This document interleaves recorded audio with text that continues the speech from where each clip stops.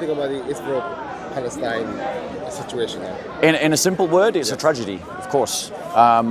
My solidarity is always with the church, and the church exists in Palestine and it exists in Israel. The reality is that the issue is deeply profound. It's a mess. It's super complicated. I think Christians shouldn't fall into the trap of just being pro-Israel, and we shouldn't fall into the trap of being pro-Palestine. We should be pro-church, and that means that where Israel hurts the church through its security blanket, that we so where Israel damages the church and because of its security blanket, or oppresses the church because of its security blanket, we should condemn Israel and we should challenge Israel. But the reason why there is such a strong security blanket is because of Islamist terrorists. And whereas Israel is a pain and a cause of suffering to the local church in the Middle East, these Islamists are an existential threat to Christians everywhere. They're never going to be satisfied with just destroying Israel. So they'll persecute Christians everywhere. Do you think that their attack overall is justified or not? No. The attack... The attack... If Palestine wants to win this fight against Israel, they've got to go the hard way. And the hard way is just to consistently document the injustices and abuses of the Israeli state and expose it to the world without violence. Let me explain why. Because the West is the only thing that props up Israel. It's the only thing. But as Gandhi showed to the British, and as Martin Luther showed to the Americans, the Western mindset is open to being sympathetic to non-violent resistance. Now, that will not achieve the goods in any quick time, and there will be a lot of suffering that will happen on that road. But that is the only way you're going to beat Israel, because the thing is, when Hamas did what it did, it basically has now legitimized to the world that Israel can now respond, and Israel's going to fuck up the Gaza Strip. So Hamas has now made the plight of the Palestinians worse. In a way. Yes.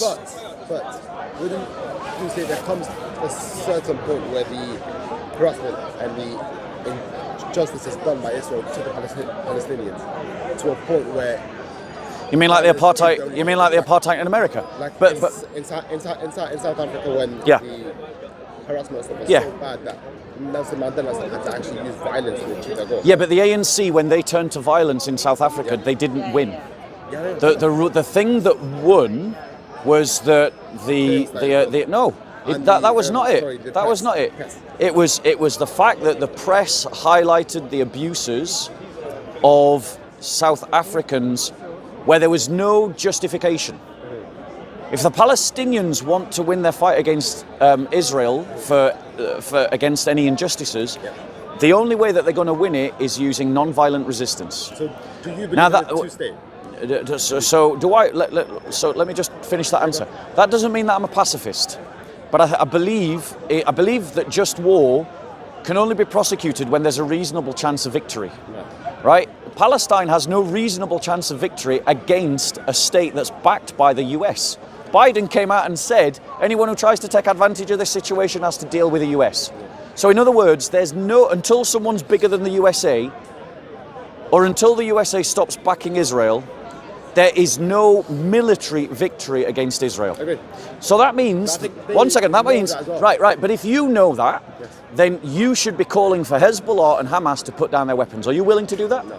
Right, and so I think their violence let me is justified. Right, so what you're saying then is that you are happy to see the suffering of the Palestinians continue. No.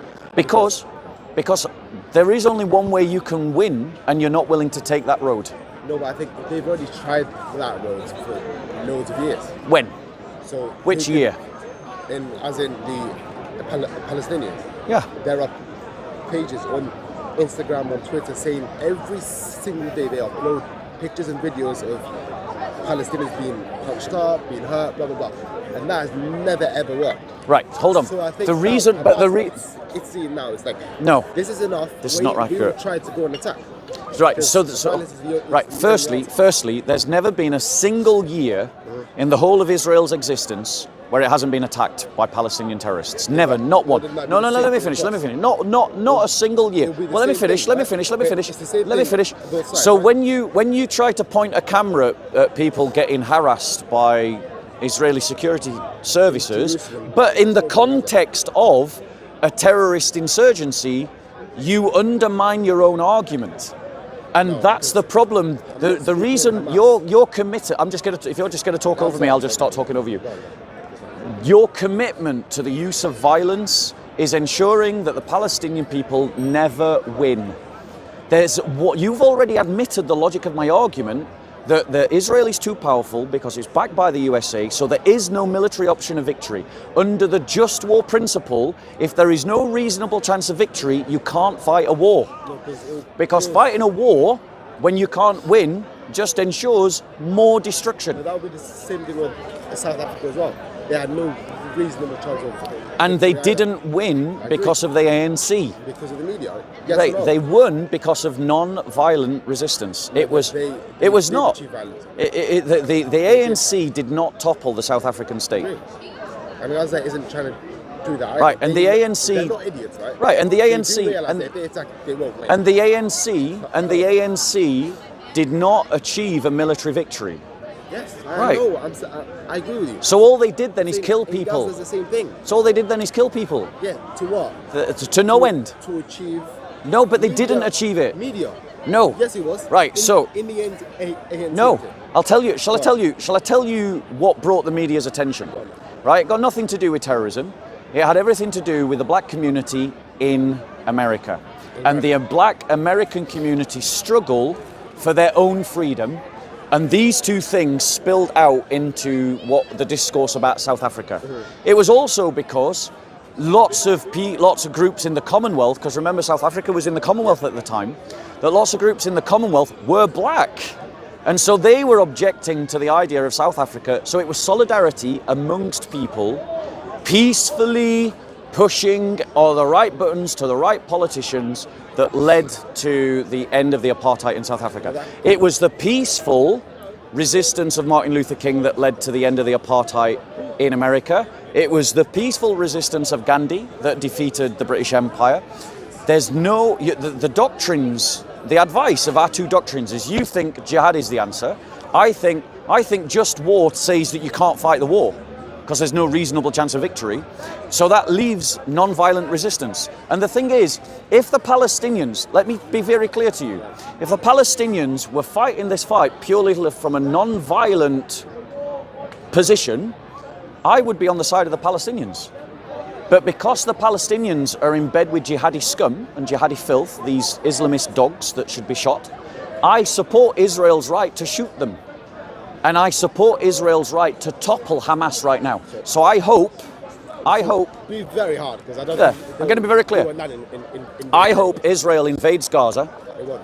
I hope it does. No, but if it does, yeah, I hope that they absolutely fuck up Hamas. But then it will kill a lot of innocents as well, right? And I believe Hamas has brought that on the Gaza Strip. And it's Hamas that is responsible for any destruction now that happens to the Gaza Strip. But it could be the same thing. So I will support Israel to fight Hamas. But then would you support Hamas fighting Israel? No, because I'll tell you why. Because if you're doing it on one side, I'm going to explain.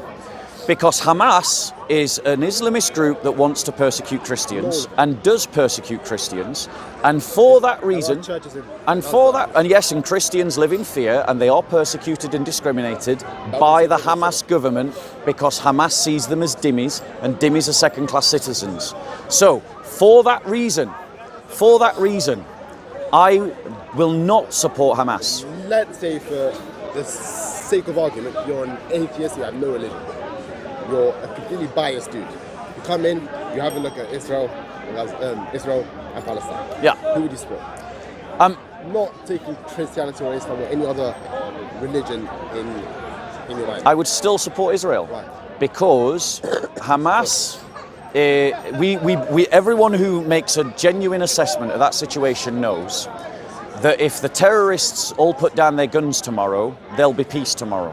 If Hamas and Hezbollah and Islamic that Jihad. would piss on your Can I knees? finish Sorry, it? Dan. Right, if all of these terrorist, Islamist, filthy dogs, right, were all to surrender tomorrow and say, right, we're going to give up, no more violence. Tomorrow there would be peace. Let me finish. Tomorrow there would be peace in the sense there would be no bombs, right? But if Israel was to say that it would surrender and wouldn't fight, there'd be no more Israel. And that's the reason why, even if I was an atheist, I would still support I Israel. would say two statements. If Hamas wins, I'm pretty sure he won't just kick out every single Israeli in that land. They will. Firstly, there's more Israelis than Palestinians there now anyways. Yes, that is Which true. means there's more of them. So it's They their can't land, kick right? them out. So it's their land, right? No, because if there's more... America, when they came in, were there more Americans or native? Great. Now we've established that principle. One second. Well, now that we've established that principle, when are the Muslims going to give us back Syria, Egypt, and North Africa? Since you stole that land from us in conquest. That makes no sense. Why doesn't it make sense? Because that was how much years ago? And it wasn't yours anyways. The Byzantine Empire expanded as well. You didn't realize? Yeah, of course. It went into Persia. So we're saying if they took Egypt from Persia. So where's the cut-off point? How many? Right. So one second. Stuff that happens Go on. Yeah. Stuff that happened 1,000 years ago is no longer cared about. So it's 1,000 years. That's your cut-off point. Israelis' argument, no, but you know. So wait, one second. So by your logic, we're saying if Israel holds on to its land for 1,000 years, it stops being Muslim and it becomes Israeli land. Is that what you're saying? 1,000 years isn't a guideline. I'm just saying. No, I'm asking you for the guideline. I don't know. Right. When though? Because what your argument was, well, it happened a long time ago. So let's imagine. One second. Let's imagine, right? Let's imagine that we're having this conversation 1,000 years in the future, right? And somehow the problem is still going on, right? By your logic, does that mean that Israel now owns the land? Right, I'm not saying the 1,000 years is the guideline. So when? I don't know. Right, but what you're saying a long time, so 1,000 years is a long time. Right, so would that mean that Israel then owns the land? Expanded as well. Does that mean that Israel now owns the land? You do realise that? Are you going to answer that question? Empire's expanded. You're not going to answer that question. Say that. Right. I said to you, right, okay, the land, right, that you said, no, the land belongs to the Palestinians. And then I said, okay, so when are you, Muslims, going to give us back Syria and Egypt and North Africa? And you said, no. We took those countries a long time ago. So by your logic, if you're consistent, if Israel owns the land for a long time, does it become the Jewish land? Your example about the Christian empires. The Christian empires expanded as well. Yes. The Persian Empire was part of it. Yeah, it was conquered by the Persians. No. They took it from us and we took it back. No. Yes. No. Yes, that's what happened in Heraclius in the 7th century. The Roman Empire was a pagan empire. When Christianity came around, spread, blah, blah, blah, you guys firstly forced it upon people. No, we didn't. That's also false. That's false. Yes, you did. That's false. Because who? The Byzantine Empire and the other. Can I help you? Can I help you? Let me help you. Right. So the time that you're talking about is Theodosius II or Theodosius I, right? Yeah. Right. So that was in the 5th century when Christianity became the religion of empire. But it wasn't the case that people were forced into the faith in the sense of at knife point. So what happened? Well, what happened was that the only religion of the state was Christian, so you couldn't hold a public office unless you were a Christian. There we are. Right. That's what Theodosius said. In a way? Yeah. Right. But I want to point you to at least appreciate your inconsistency. Give me an argument that says that land belongs to Palestine that doesn't mean that we Christians can have Syria and Egypt back. That land, because the people in there lived there for thousands of years. Okay, so the Christians have lived continuously in Syria and Egypt for thousands of years. So the land is theirs. Converted. Right. Yes or no? Right. Which means they most are of them still there. Yeah. So which means if they converted, it's the same people they've converted to another religion. Right. So if so therefore what we're saying if is the Palestinians became Jews. So then it would be their land, and it would no longer be Muslim land. So that's what we're saying. So if the Palestinians become Jews, if every single one became a Jew right? For some reason, and what happens if some don't? What happens if a good 40% don't? But that isn't the case with Arabs. Just how much Christians are there? Right. But people need to recognise how Christians in that world got into that state. It was because they were treated second-class citizens and oppressed. They weren't oppressed. Yes, they were. Extra tax. I'm afraid that's not true. But why not? Yeah, because this is the point. These Dawagandis, like, bro, you should know. You should know. All right, wait. Can I finish? Can I? Let's go for a long time. Do you want to time this? Do you want to time this? No, Shall we time this? Yes. Right? Shall we time this? Just one thing. No, I'm fine. Right, I'm gonna let you finish your point, and then I'll make a point. When Spain conquered back, when the Christian empires conquered back Spain, which fair enough, it was yours. We came in, blah blah blah. What happened after that? Weren't the Muslims that converted back into Christianity? Okay. If you weren't, you were killed. Yes or no? So what happened? So what happened after that? It wasn't done immediately. Sure. There was a debate about what to do with the Muslims. And there were two arguments that would go forward. One was, right, let's drive them out. The other one was, let's forcibly convert them. And the other one was, let's convert them through free choice. Don't tell me it's the free right? choice then. Right? The argument that won with the king, right, those arguments were all being argued by the church. There were those three positions. The argument that won with the king was, let's forcibly convert them all. And so what happened to the Muslims in Spain is where they were forcibly converted. I disagree with that. I object to that. I think that was terrible, right? That population became known as Moriscos, i.e. the secret Muslims, because we knew that they'd not really converted, but they were just putting on the outward act because they were afraid. There were genuine converts amongst them, especially in the second and third generation. But then what happened is many of the Moriscos were forced out, right? Because they left. Yeah. So that now I'm being honest, but here's the difference. You're not being honest, right? No, let me finish. No. I let you speak. Let me finish, because you're not being honest. What happened? Right. What happened under the Umayyads and the Abbasids was that Christians were second-class citizens, in which they were not allowed to practice their faith freely, and this is certainly true under the Ottomans, where Christians. I'll finish what I'm saying. Where Christians were denied rights, where they would pay heavier taxes in jizya than Muslims would pay in zakat. Thank you for admitting that, because Muslims out here lie about that all the time. They would have their children forcibly kidnapped in the case of the Ottomans. Churches would be desecrated. Christians would be forbidden from practicing their faith fully, and any Muslim who became a Christian or wanted to become a Christian wouldn't be allowed to. They were treated as apartheid, so a Muslim man couldn't marry a Christian man couldn't marry a Muslim woman. Christians weren't allowed to have authority over Muslims. Christians weren't allowed to have Muslim slaves, but all the reverse was permitted.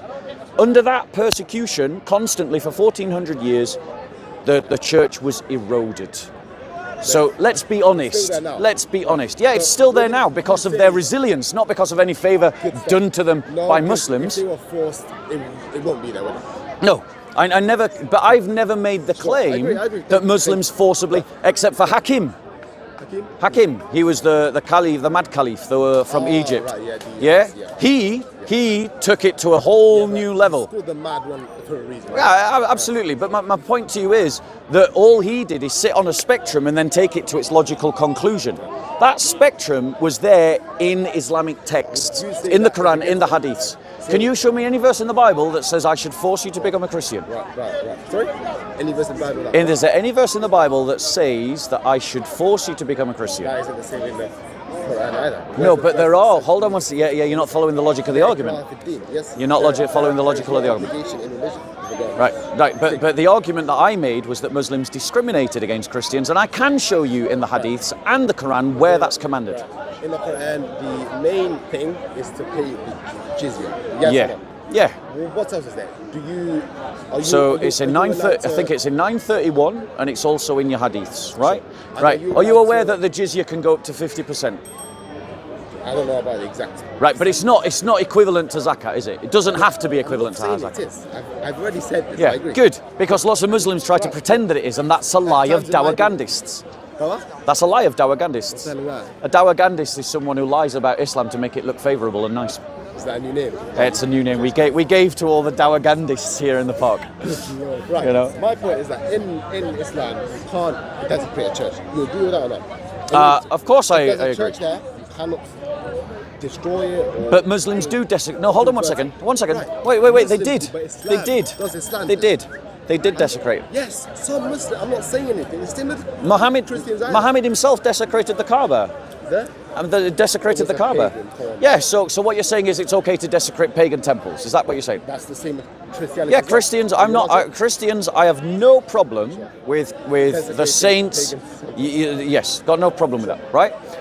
But Muslims themselves, I could give you a list, bro, of churches that Muslims desecrated. Muslims, not Islam. Yeah, right. But it's the same thing. I could be like in the Spanish Inquisition. I can give you lists of laws that were made against Islam that were forced. And in the Pact of Umar, individuals. And in the what's the Pact of Umar? What's the Pact of Umar? When it came to Jerusalem. Right. What was the Pact of Umar? It was actually, I think it was right. So no, it wasn't freedom of religion. Sorry, it was, You're going to live as a second-class citizen. Pay your jizya. Yeah. Have your church. Right. No, but that's not. You see, one second. No, let me finish. They also said. Can't ring the bells in the sound of the Muslim. Your prayers can't be heard in the sound of the Muslim. You have to give up. You have to open up your homes if a Muslim wants to stay there. Then this is in the Pact of Umar. It's not my fault you don't know what. Right? You couldn't have weapons. You couldn't ride horses. You couldn't. You had to wear special clothes that made you stand out as a Christian, a yellow belt. Right? So the Pact of Umar reduced the rights of Christians and made them into second-class citizens. Is that true? I don't believe. I mean, I'll need to. Is it true? I need to check the facts because now I'm taking your word for it. Right? I'm taking your word. I'm sorry, Bob. Well, that's what you're asking everyone else to do. We're asking us to believe that the Pact of Umar was just about. I'm not asking anything. Yeah. But if you compare this to the first crusade of the Christians did, what happened then? Right. So what happened in the what happened in the Crusader states is not particularly known to Muslims. Are you aware that the Crusader states had a population of Muslims that was 30%? First crusade. 30. Wait, 1 second. Yeah, we know about. Wait 1 second. I will. Right. So historians don't believe the testimony about the massacre in Jerusalem. The reason what I'm talking. Look, I'll give you even a name. Dr. Flipping heck. Dr. Schroeder. Right. Dr. Schroeder, right? So one doctor. But That's more than you've got. You can search. So up give right me. now Wait. Crusaders entered Yes, and then you can every research, website would be and then you can like research, and then you can research what the historians actually believe happened, and you can go, hold on a minute, what's happening here is a bit of medieval Latin propaganda, i.e., it is propaganda to encourage people to the cause of the crusade.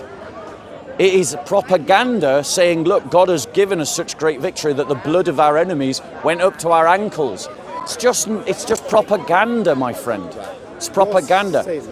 Right, 1 second. 1 second. Dr. Schroeder also says this. That's one person. Let me finish. And how many have you got? I can search it up now. Right, go on then. Go on then. You really want me to Right, search- yeah, go on then. search it Go up? on then. Right. Really? Yes, go on, because you're saying that's just one person. You can just search it up. Yeah, go on then. Go on First then. Crusade, there you are. Yeah, right. I want a historian's opinion, Brother, not a it's on- website's it's opinion. on there. It's Right, well, go on then. every website has Find it. me a historian then. Find me a historian. Right. So anyway, let me go back to Dr. Schroeder. Right, what she says. Yeah, that one more person that I have, so she, that you don't have. One academic opinion that I have of a real historian who specialised in the crusade, the states, that you don't have, right? So that's one more than you. And what she says is that the Muslim population of the Crusader states was 30%, and Muslims outside of the Crusader states recognised that the Muslims inside of the Crusader states, the poor, were treated better by the Christians than they were by their own rulers. Nice. So I am fully in favour of a Crusader state because you will be treated better by Christian rulers than by Muslim rulers. Makes sense. Yeah. Come on, man. Yeah, that's what Muslims said at the time. At the time of the Crusades. At the time of the Crusader states. That's how. Yes, of course there was. There were massacres. Oh, so yeah. I'm not lying. But it wasn't. But it wasn't. But the point. That was much easier than I thought. But the point is, bro, it's not the way that it was exaggerated in the Latin propaganda, right? True, The descriptions of the massacre were grossly exaggerated. I don't know. Right? Maybe. Right. Yes, that's the opinion of historians. Maybe. See, the difference is, I'm arguing from academics, you're arguing from catchphrases. So why did you make the argument if you've not researched it? I've just said it because it's a well-known Right. thing, isn't it? The first crusade, you know. Yeah. And you've admitted as well. In Surah 931, he says that the Christians are to pay the jizya and to feel themselves humiliated. How do you humiliate someone? How do I humiliate someone? Yeah, how do you humiliate someone? Beat them up. Beat them up? But that wasn't the case. Right. Well, no, actually, that's not true, because in In Andalusia... the Quran, No, hold on one it said second. you can beat up. Let me explain. Because you and I both know, remember, you're not speaking to some ignorant novice out there. Oh, come on. You and I both know that the way that Sharia works is that they take a Quranic verse, they take a hadith, and they come up with fiqh. And they say within fiqh, and they have manuals of fiqh about what is legally permitted given the source texts. And in Andalusia, under the vile, disgusting Islamic occupation, Christians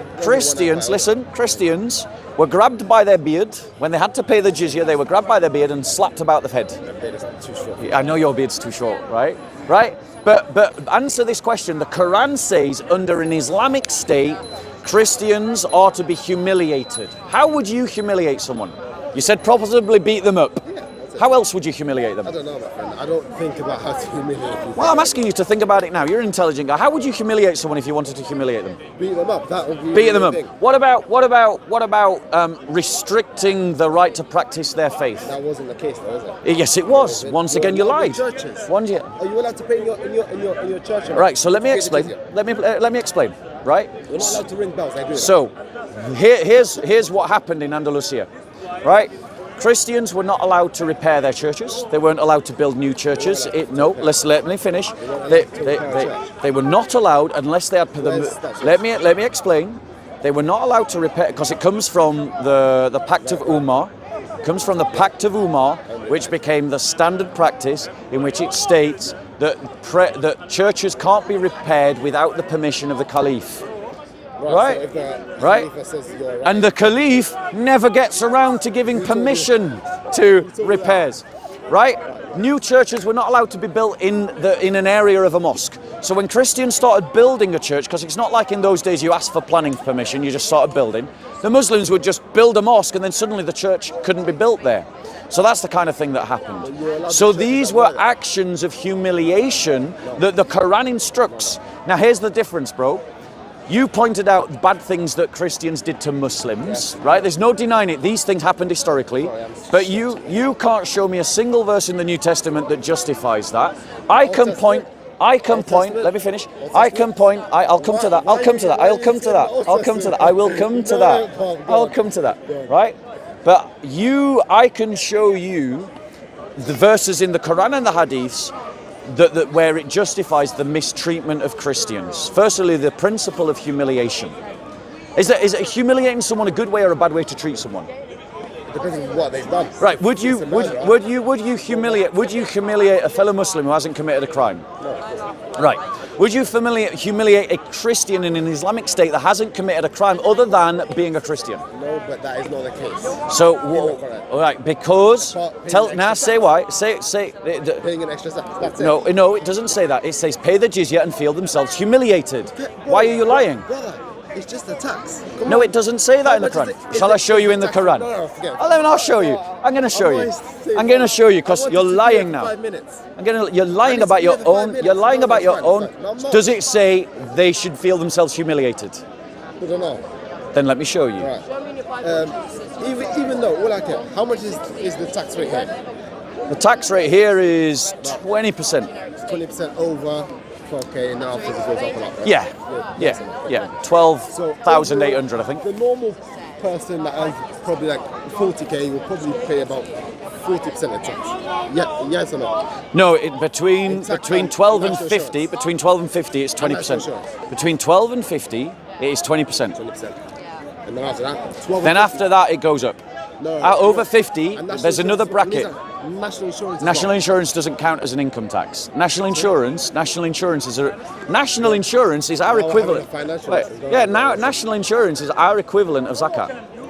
zakat? Yes, because it's a redistributive tax. The point of national insurance is that it pays for your pensions, and everybody gets it. Everybody contributes to the pension pot, and everybody gets a state pension. So it's a redistributive tax. Well, that's the true for zakat. That's true for zakat. What? Zakat. If you die, you don't. And our system, right? Let me just show you. Let me just show you. Bob, it's fine. All right, I believe you, Bob. You're not. Does it say humiliated? Which version? So I am. Abdullah Yusuf Ali. Who the hell is that? I'll tell you who he is. Wait. Yeah. What's the verse? All right. So we're going to 931. Right. Where is it? 931. You said. Yeah. In this translation, it says, feels themselves subdued. Bro, you're choosing the translations very carefully. I am. And let me give you my example why. 931, you said, yeah? Yeah. So while you're finding it, right, it says very clearly, fight those who believe not in Allah nor the last day, nor hold that forbidden which Allah hath been forbidden by Allah and his messenger, nor acknowledge the religion of truth from among the people of the book. So here's a very direct command of the Quran, commanding Muslims to wage war against Christians and Jews just for being Christians and Jews. Then it goes on and says, until they pay the jizya, and then you said 931. Oh, 929. My apologies, 929. I was about to... Yeah, 929. Right? So in 929, right, it says, yeah, and then it goes on. Then you're lying. Until they pay the jizya with willing submission. With willing. That's your translation. That is my right here. It says subdued. It's the translation of the Medina. Right. Now let's read some tafsir. Let's read some tafsir. Right. Let me give you some tafsir. You got caught, haven't you? Yeah. Let's look at some tafsir. So in Tafsir al-Sadi, he says this. Tafsir al-Sadi. He says this. The point of this fighting is so non-Muslims turn over wealth that is given in return for Muslims not fighting them and allowing them to stay amongst the Muslims, granting them safety for their lives and property. Right? It also, yes, exactly. It's a racket, right?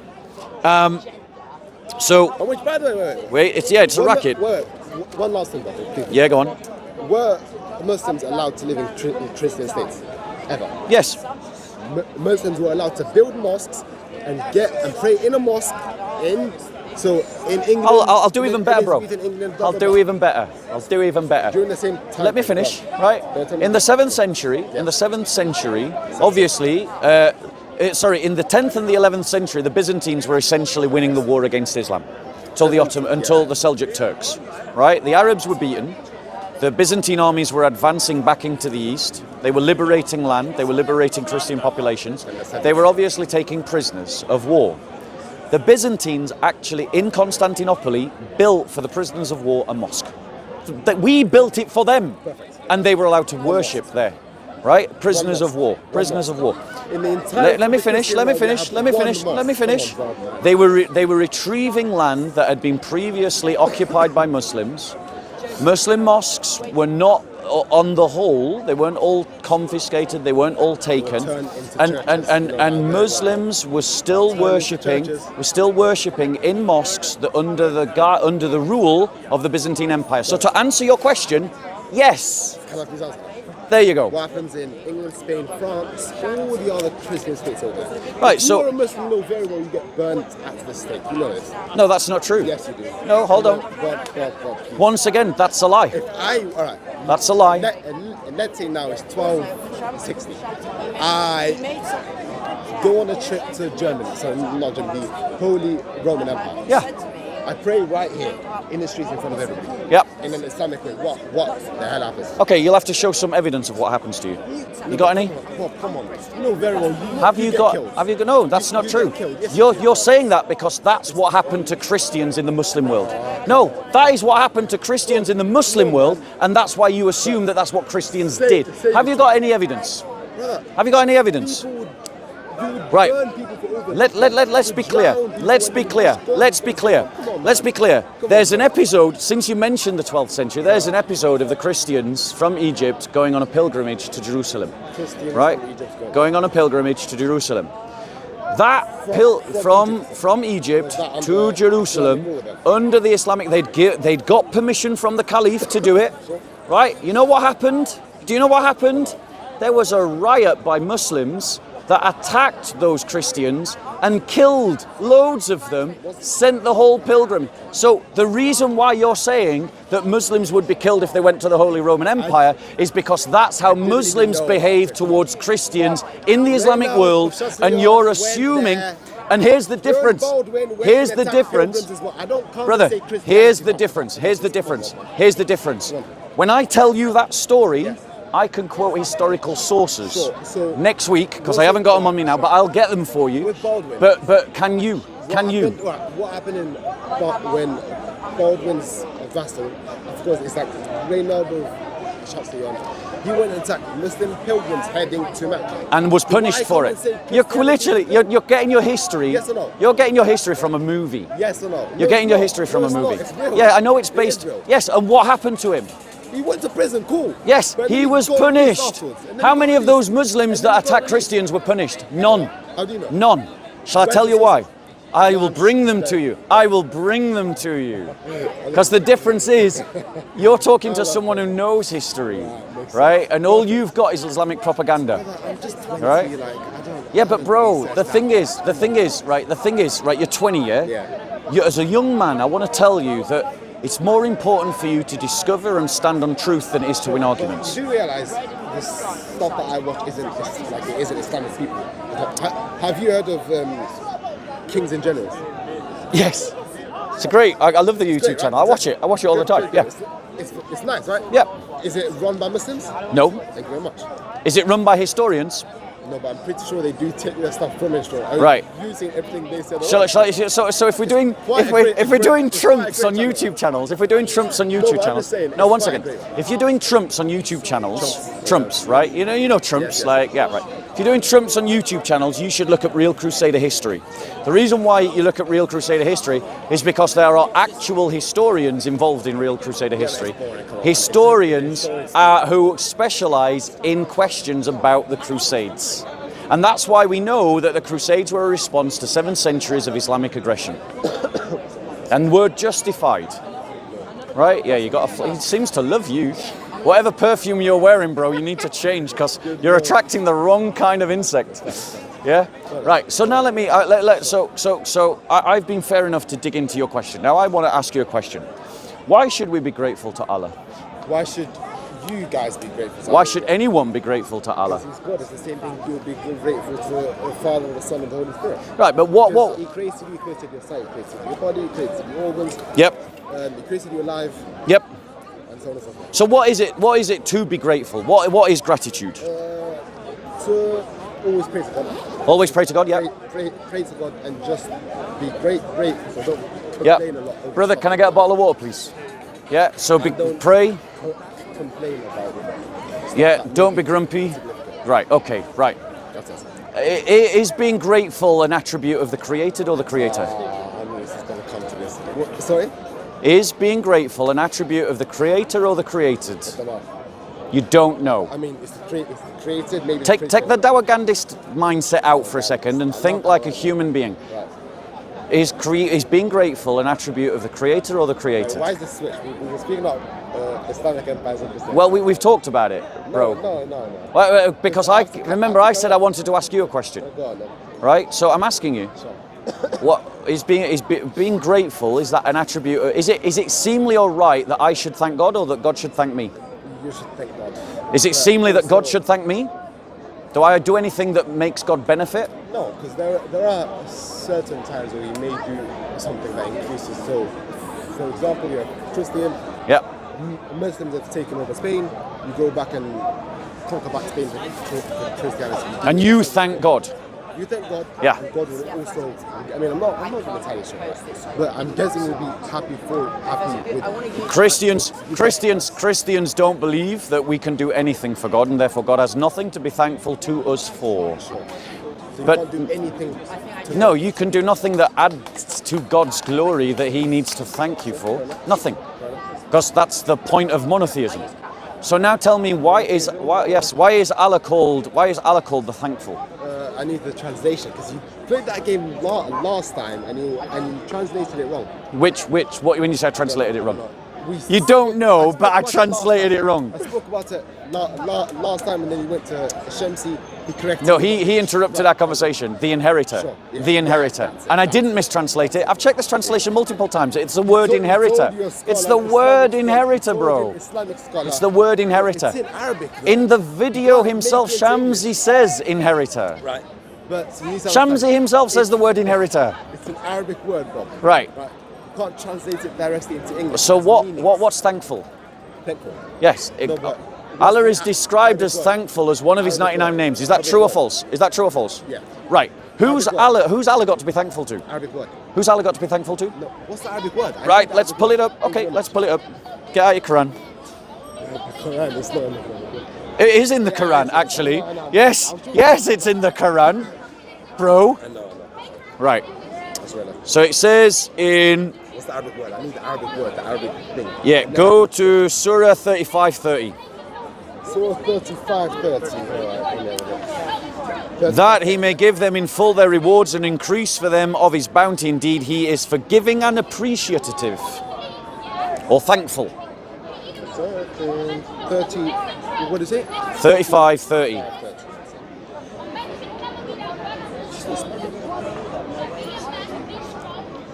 30.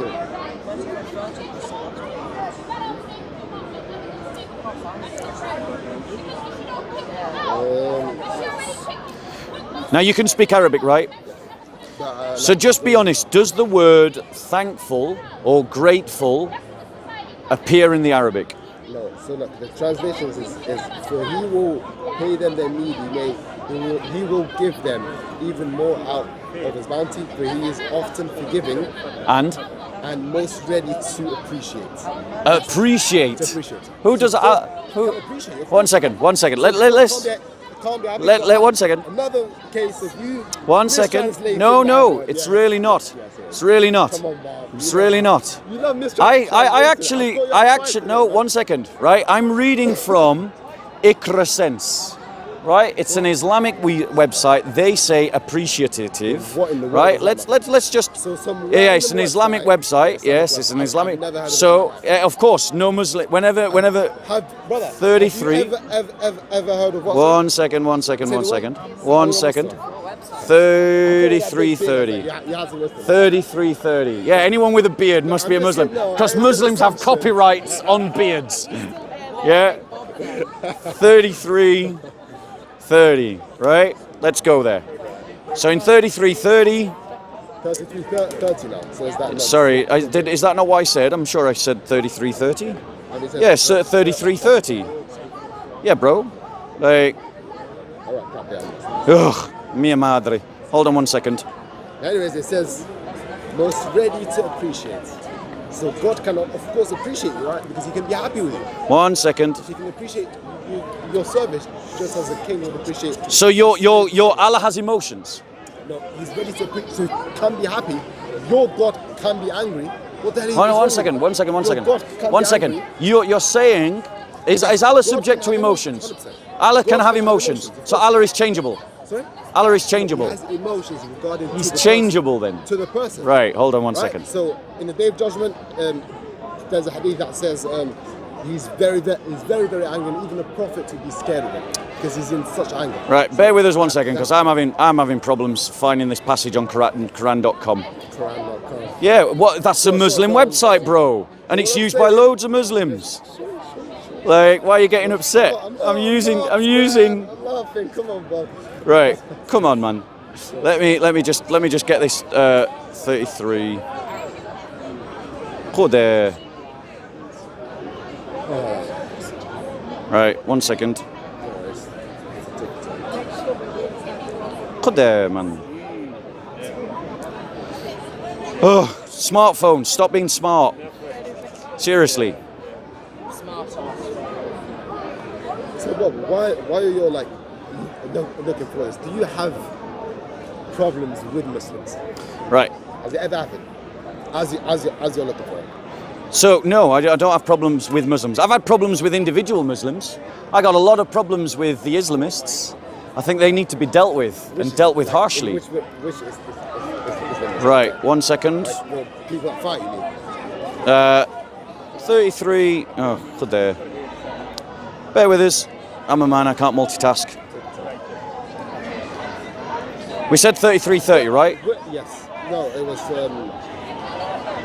Or was it 30-33? 35-30. Yeah. 35-30. Good there. Where's Joseph? Why is he not coming? Surah 35. I've answered the question. Come on, man. 35. Where's 30, Joseph? Where's your friend? 35. Why not? 30. Yeah, he's scared, isn't he? And that must fill you with pleasure. No, It must fill you with pleasure that he might be scared. I wanted to come and speak to him. Good there. Come on, man. Right, sorry, I'm just wrestling with Quran.com 1 second. Something significant happened these night. Come on. 33, 35-30. Right, now let's just pull up different translations. The first translation didn't work for you. No, it said appreciative, which is what I said initially. It's what I said initially. What is going on here, man? But we're getting caught in the translation. No. I want to show you something. Bear with us 1 second. Because when there is a dispute, when there is a dispute, so let's pull up different translations. It says he's often forgiven and most ready to appreciate. Anyway, it's appreciate not. Right, you were the one that accused me of mistranslating when I said appreciative. Which is not most ready to appreciate. So 1 second. I just want to. It's probably the Iranian guy getting in fights again. It's still in there. Right, so let's look up different translations of the text. So that just means he's happy with you. God can be happy with a person. Right, most appreciative. Hold on 1 second. Fadel Solomon, Bridges translation, says off forgiving. Fadel Solomon, Bridges translation, Who the hell is that? translates it as off forgiving, ever thankful. Solomon. Sahih International says appreciative. Marif, very appreciative. Marif Ul Quran, very appreciative. Dr. Ghali says ever thankful. Yeah. Then Mohammed Taqi Uddin, most ready to appreciate. Thank you very much. So Most ready to appreciate. but the fact is, thankful is an accurate translation. Yes. By whom again? Yes, Dr. Ghali. Who's that? Fadel Solomon. Who's yours? The guy that you said now. Exactly. So, we can both play that game, bro. So both appreciative, thank you. Both appreciative. Do you want, I haven't touched it yet? All right. Both appreciative and thankful are accurate translations. Thank you, Shaw. Thank you, Shaw. Thank you. No. My translation. So who does Allah have to be thankful to? Most appreciative. So Allah, you can do something that Allah can be appreciative. Allah, I've given you two. I've given you two. Where? Do you want? Shall we pull up more? Thankful. Shall we pull up more? Let's pull up more. Because Thankful isn't there. yes, it is. Where? Please. I literally just read it to you. Show it to me again, please. 1 second. Let's pull up more translations. Because it's not there. Yeah, no, I literally just read two to you that translated it in that way. So let's put in that one. Let's put in that one. Let's put in that one. To speak to you for 5 minutes. It's been an hour. Yeah, it hasn't been an hour. Stop being a baby. It's nice to see you. You're looking well. And I'm glad that you're looking well. You know why? Because I don't hate Muslims. As much as other people might tell you that I do. Right. So let's go back through all the translations. Right? And we'll see. By the way, you do realize I can reject translations, especially if it's by some Donny that I don't know, right? Right. You said Dr. Mustafa Katab states most appreciative. Fadel Solomon says ever thankful. Fadel Solomon. Please. Who's that? Right. So Fadel Solomon. Fadel Solomon. Yeah. Solomon. Yes, Solomon. That's what it says. Fadel Solomon. Solomon itself isn't an Islamic name. So Does every Muslim have an Islamic name? No. Is this That one, Quran.com? he could easily be, Are you saying that Quran.com is putting up translations by non-Muslims? Yes, it might. Who Right. knows? Right. You now prove to me that Fadl Solomon isn't a Muslim. No, I didn't say that. I said Right. he might. Right? Yeah, and he might not be. Right? Not be a Muslim, Let's he might continue. be. You know what that's called? It's called grasping at straws. No. Right? Abridged explanation of the translation says an appreciating of their good actions. Sahih International says appreciative. Marif ul Quran says very appreciative. Mufti Tak Osmani says very appreciative. Dr. Ghali says thankful. Abdul Halim says appreciative. Tafhim ul Quran Abdul Allah Maududi appreciative. Pictol says responsive. That's devastating. Responsive, that's devastating. Yusuf Pictol, he was a guy that converted to Islam. English, Yusuf Ali says most ready to appreciate. Ruad Center, most appreciative. Dr. T.B. Irving, appreciative. Mohammed Taqul-Din Al-Hilali and Mohammed Mushin Khan, most ready to appreciate good deeds and to recompense. Maulana Wahiduddin Khan, and appreciative. Right, so firstly, I'm going to follow the principle of going by what the majority say.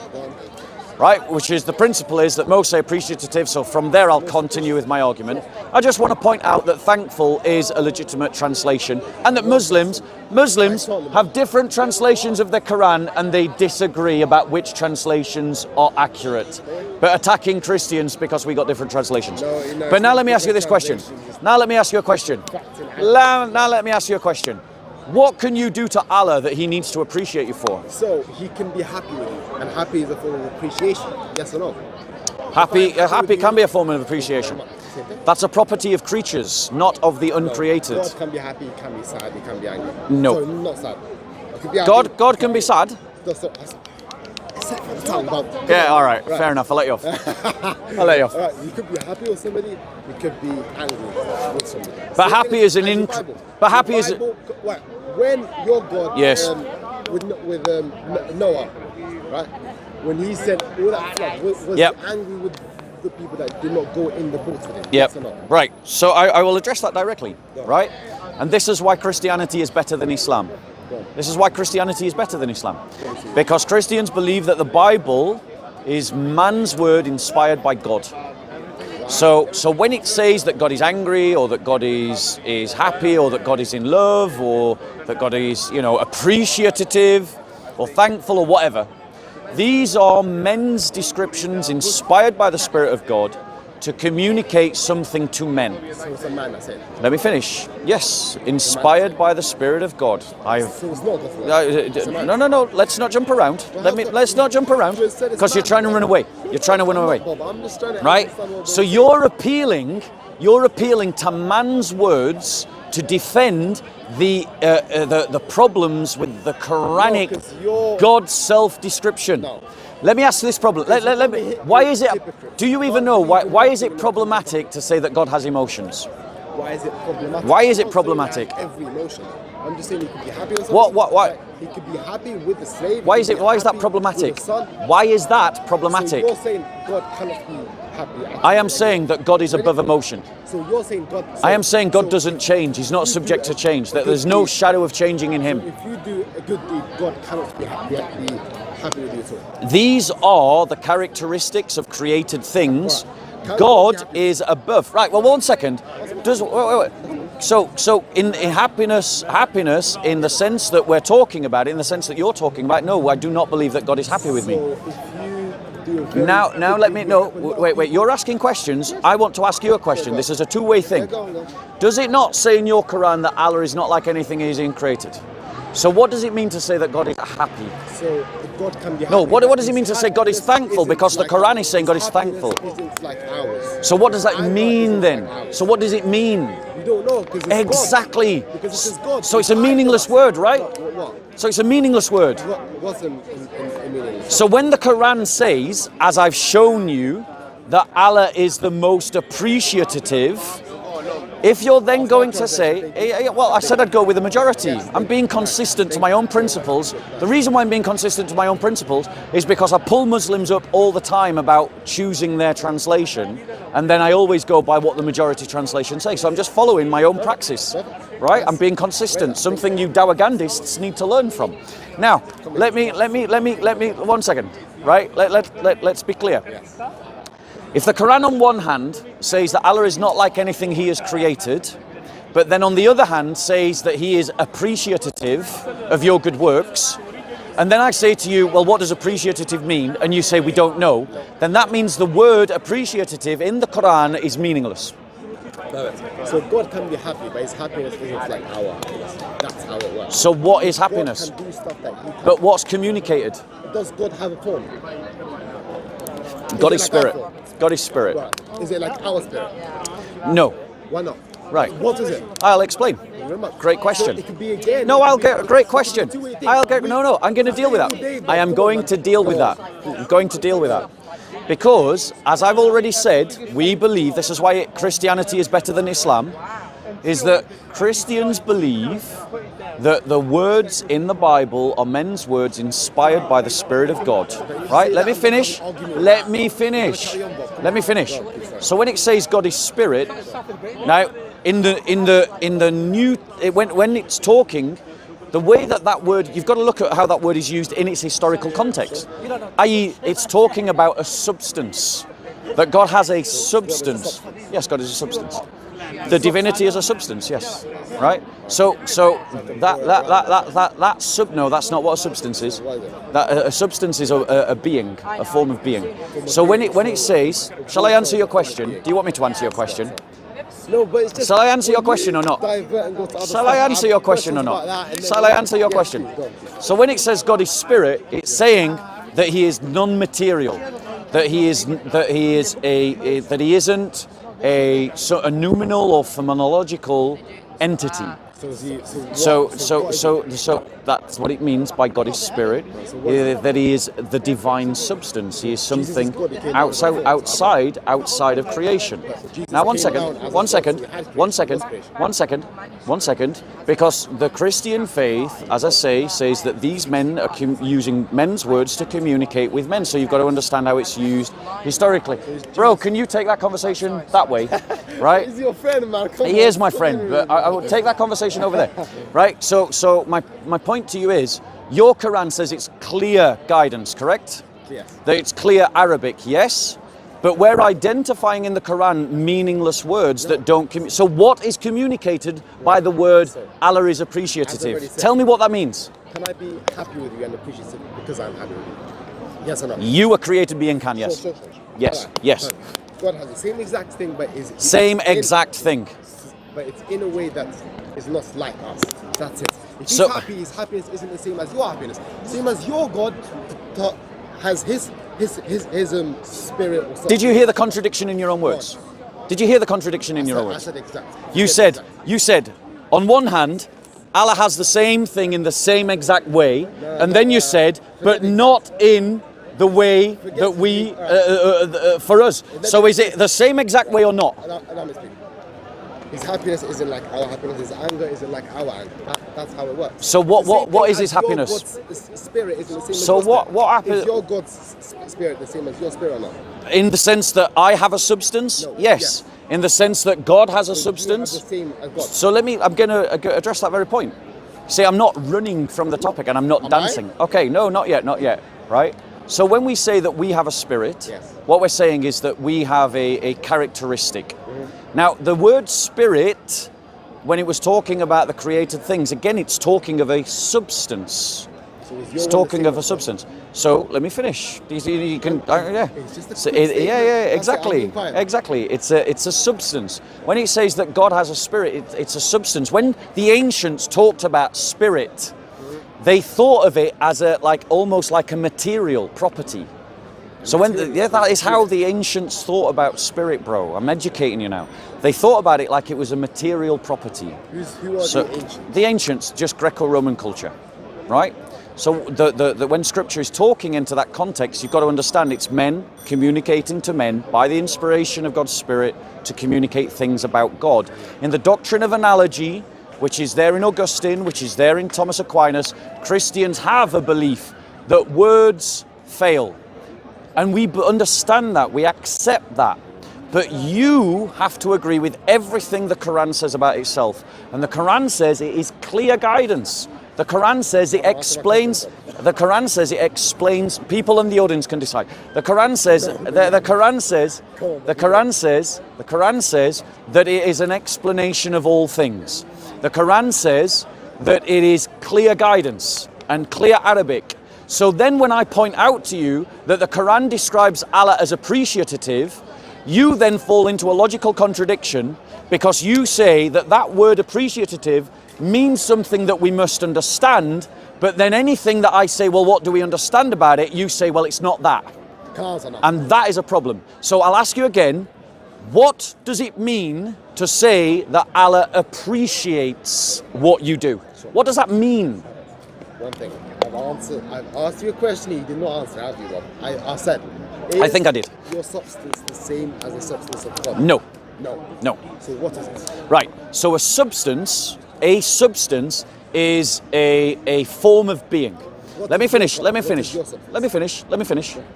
A form of being. And I'm not going to let you get away with dodging the problem that I've presented to you in the Quran. But a form of being. So that means that I have a form of being. What is that? It is to be a physical body that has a spirit in that body, that has a mortal life, that will that is dependent upon necessary needs like food and so on. God has a substance, has an essence, and we say as Christians that essence is unknowable. Yeah. Now hold on one second. Let me finish. Let me finish. No, hold on. That's not the same. That isn't the same. Because I said I have a substance. Yes. I said that God has a substance. I said God is happy. Right. Hold on one second. But the word happy is the word appreciative is relational. Relational between a person. Yes, between persons, correct? Which means if you So now hold on. Now answer the question. No, 1 second. No, 1 second. No. Are you just going to try and talk over me? So you're saying that Allah is appreciative, but then you're saying that anything you can think or imagine by the word appreciative, it's not that. Is that correct? No. So therefore, if you're not saying that, so you can tell me what is being communicated when we say that Allah is appreciative. Tell me what it means. Same as in your book, when God... Same. Go on. My man-made, man-written book. Yes. Yeah, great. It's cool. So the Quran is no better than a man-made book. No, brilliant. Thank you. Thank you. Yes, because thank you.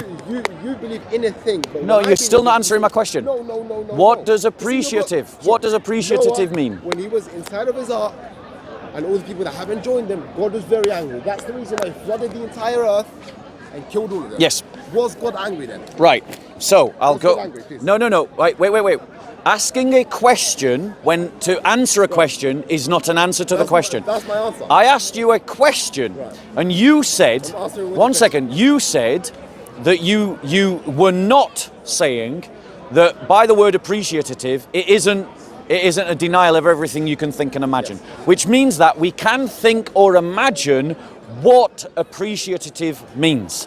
So now I'm asking you to explain to me, what does the Quran say when it says that Allah is appreciative? What does it mean?